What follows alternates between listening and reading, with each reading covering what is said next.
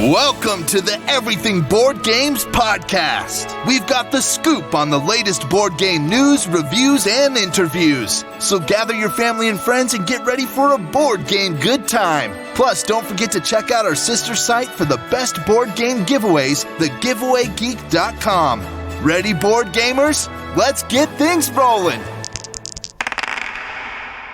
Today we had the wonderful pleasure of interviewing our favorite game designer from Dreamcraft Games, who are launching a game we're pretty excited about to Kickstarter this Tuesday, the 17th of November, 2020.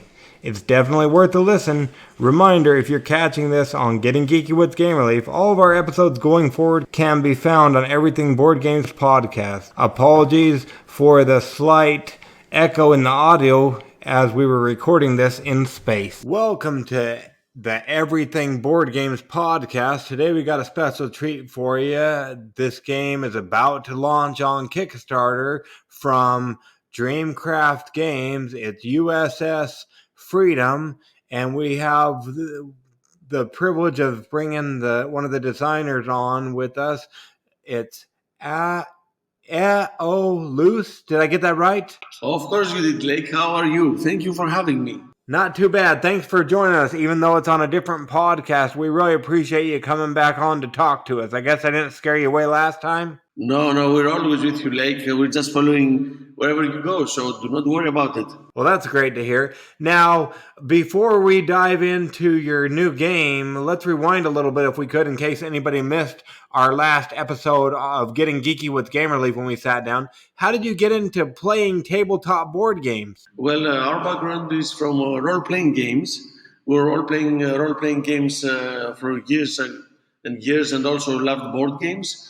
And we loved what we did, and we decided to have our passion become our jobs. So we do have our day jobs to be able to feed our families, but also we use all our spare time to work as hard as we can on Dreamcraft Games to produce the best games we can for the community and for us and for everyone. Well, from what I've seen, I haven't necessarily played any of them, but from what I've seen, it seems like you're doing a pretty good job at that. How many games do you guys have over there at Dreamcraft currently? Well, this will be our fourth Kickstarter.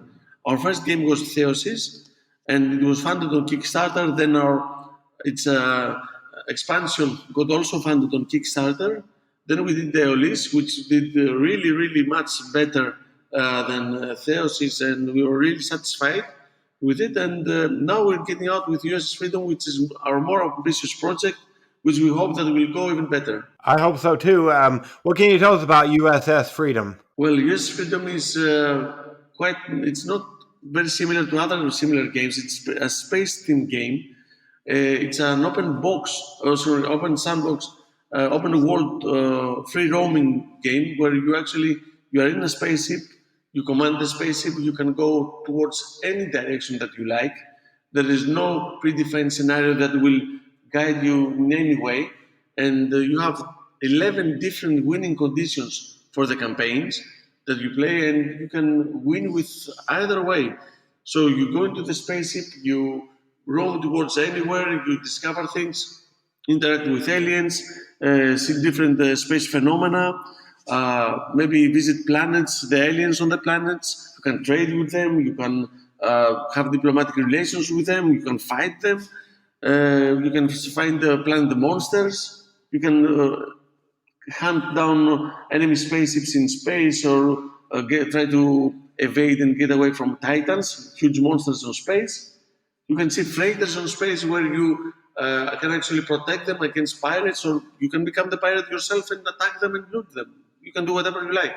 Oh, wow. It sounds like that's going to really put a damper on how I play. I suffer from analysis paralysis. How does it work for people like myself? I think that because what we try to do is give the person who is playing, or give our player the experience of watching a sci-fi TV series episode into a board game. So what you have to do is you have to make decisions that will eventually affect your relationship with aliens and everything. But there is not overthinking about it. There's no reason to overthink because each decision comes into really how do I call it better? Compact decision. It's a compact, straightforward decisions that you have to make. So there's no reason to try to figure out what will happen much later because sometimes you don't even have all the clues to try to understand what will come. There will be a lot of surprises. There will be a lot of unexpected things. For example, you might be in a battle and you see a spaceship coming from afar. You might want to hail them in order to have them helping you, or there can be an enemy, but you never know until they reach proximity if they are friendly or not. So sometimes you just have to be the leader, take decisions, make decisions with the best information that you have, and see how it goes from there. So I don't think that it will be much of a problem. The depth of the game, though, it is there. The decisions are there. So you have to play to understand how it goes. That's good to hear. So you talk about surprises coming our way. How did you institute that? Is that through cards, or how will the surprises make their way into the game? Well, actually, we have a novel system of action based through chips. We have chips, which is really nice to handle and feel and everything. And these chips have the abilities that they will trigger. So, for example, if you turn on flip a chip and see that it activates an opportunity card, that might be that where you're fighting on a planet, you see that the ground is collapsing. So you have the possibility to choose to fire at the ground to make it collapse, or try to step away and make a trap for the enemy. So there are different things that will trigger through chips and cards that will make this game not streamlined. That's why it's a sandbox game. There are so many things that can happen at any time that you have to make a fast decision and do something about it. Okay, I've heard of like open world and sandboxes in role-playing games.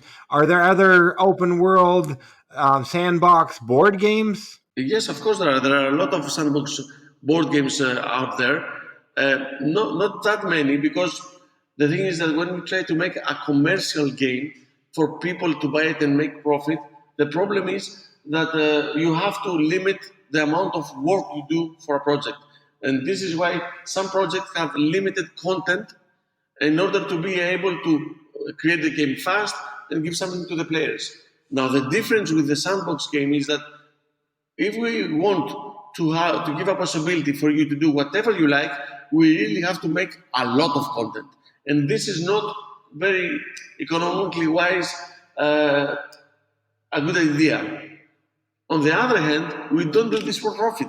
We do this because we like what we do. We love making board games. So we did a lot of work, and there are a lot of unique illustrations on the cards of different species, different aliens, different monsters, different titans, space phenomena, for whatever you can meet over there. So we didn't have the problem of giving out a lot of content. And this is why there are not a lot of games like this, because it is not economically profitable to make a game like this. But believe me, it's really cool to creating and even better on playing. I'll have to take your word for it until we're able to review it or play it here at Everything Board Games. I'm excited just looking at it. So I'm seeing, is there miniatures in this game? I'm seeing standees, and it looks like possibly miniatures. Well, the thing is that it's a Kickstarter, and the rule on Kickstarter is that you have to have miniatures. However, this is not a miniature game, and it is not a miniature game not for any other reason, but because it's better played with standees. On standees, you can have on the illustration some values. For example, I want to have the skill value of the engineering skill value on the standee to be able to see it and play much easier and faster than having a reference card that comes with the hero and trying all the way to see the miniature of the hero and then go back to the card and everything.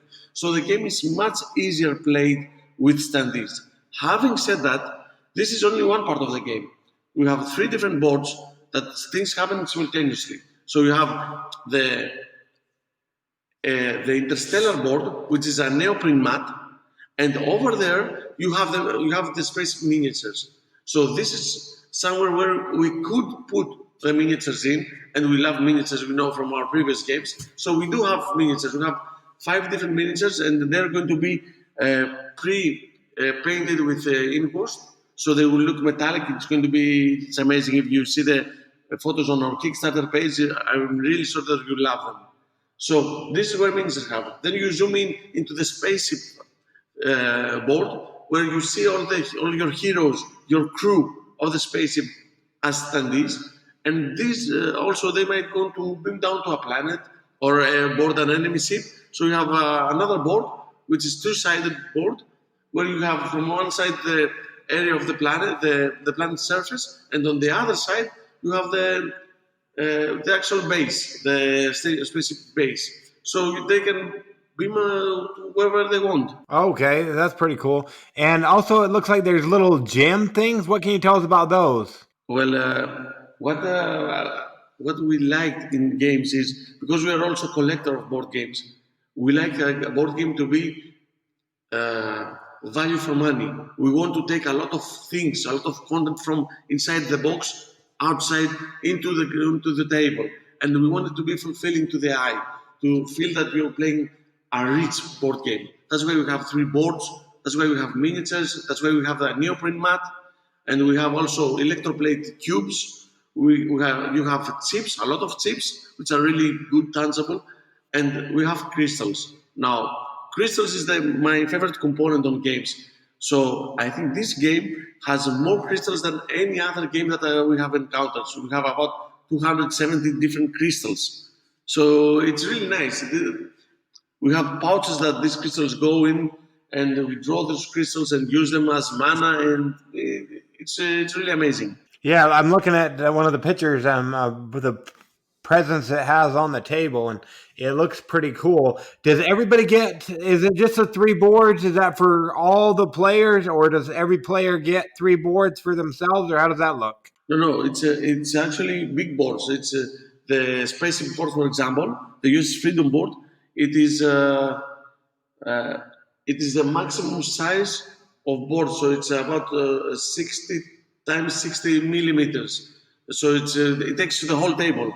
But if you want to beam down to a planet, then you have the second board, which is the planet board, which you use instead. It's like watching an episode of Star Trek. You actually go somewhere, you see to contact the aliens, and you might fight with their spaceships, or maybe decide to have diplomatic relations, and you beam down to the planet and talk to them, or maybe fight them, or maybe it's an ambush. Okay, awesome. And is it co-op, or is it competitive, or what's that look like? It's a fully co-op game. You get to manage the crew. Different players take different crew members. We have 32 crew members, and now this is a bit the funny part of the game. It is that the story of the game is that the Earth is destroyed.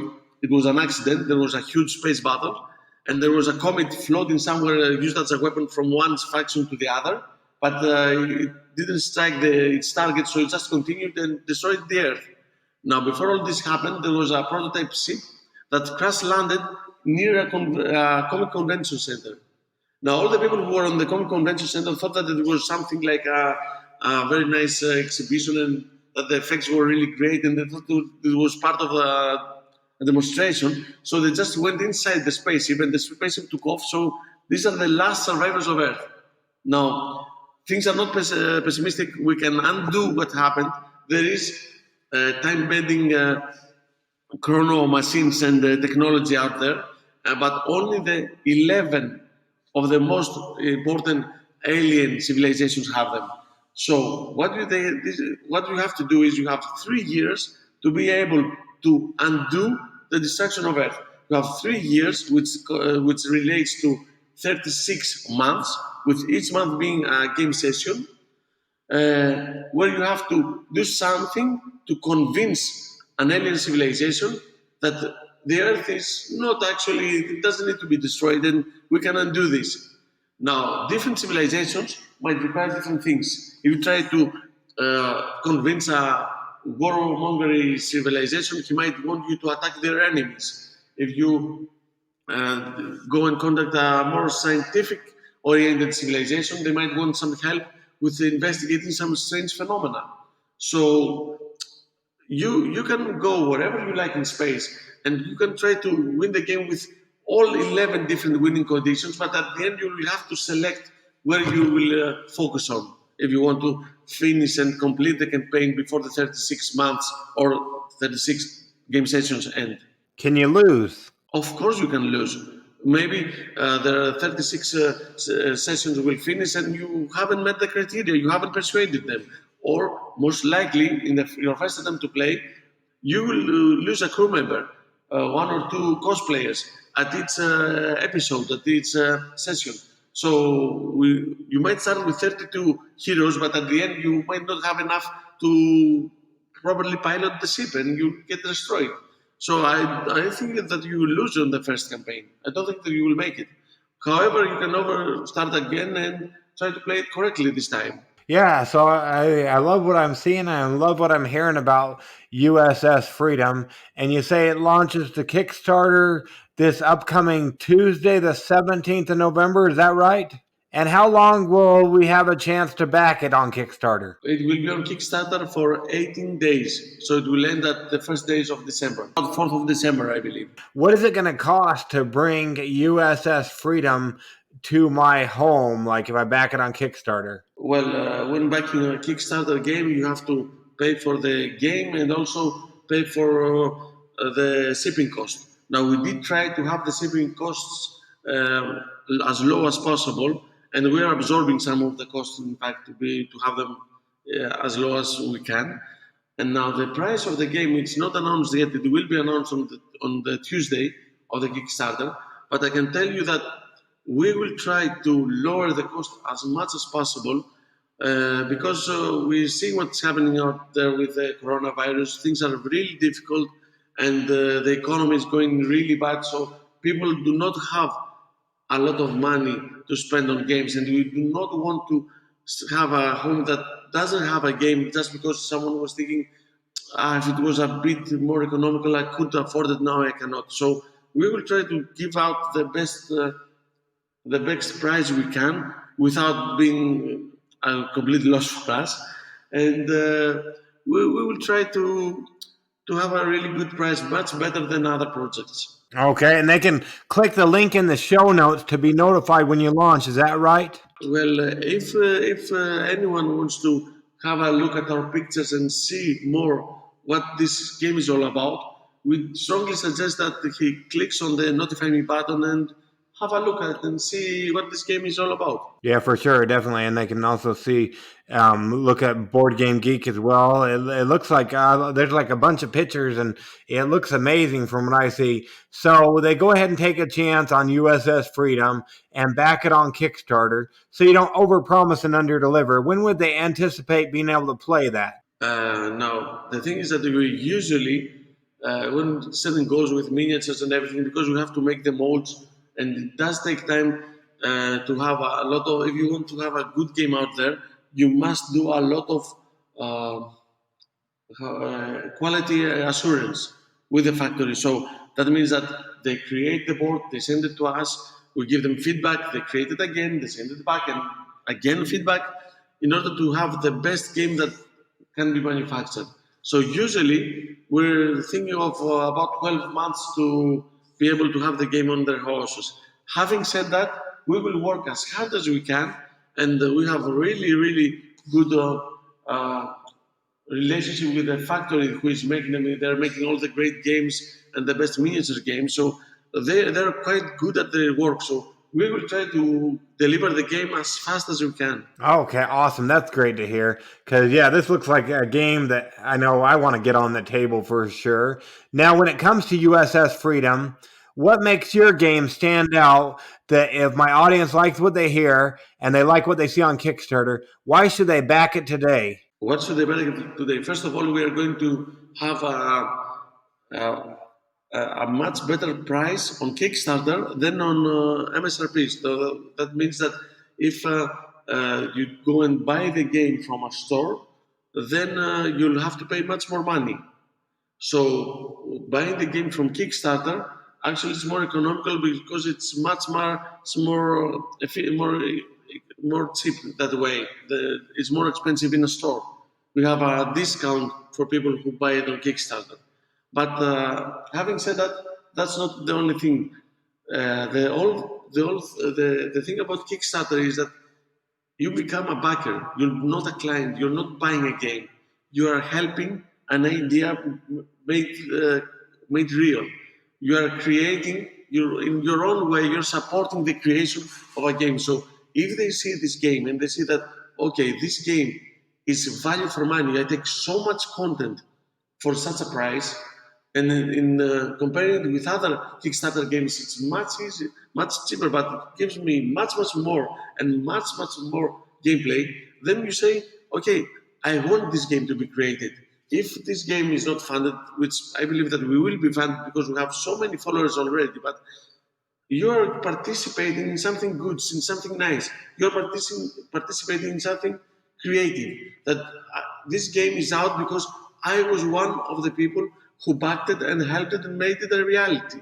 So beyond the thing that it's much more affordable for the client, you also become a backer, which is something much more. Yeah, for sure. So if you're listening, you like what you've heard and you like the pictures, you like the gameplay, you like everything about it, go ahead and take a chance on USS Freedom. And you're doing more than taking a chance. Like you said, you're making USS Freedom become a reality so you can have a great game to play on your table from looking. And I'm excited about playing it. So yeah, don't take my word for it. Go ahead and check out the Kickstarter. We'll leave links in the show notes and back it when it launches on Tuesday. Now, we don't want to keep you all night, so Mina's coming there to your home to stalk you. How can people go about keeping up with you and Dreamcraft Games? Where they can find us? Well, we have a webpage. They can see us on our Facebook, on our Instagram channel, follow us on Twitter, and most probably see our games on Board Game Geek, on BGG, where they can see reviews from other people who have played the game through Tabletop Simulator, Tabletopia.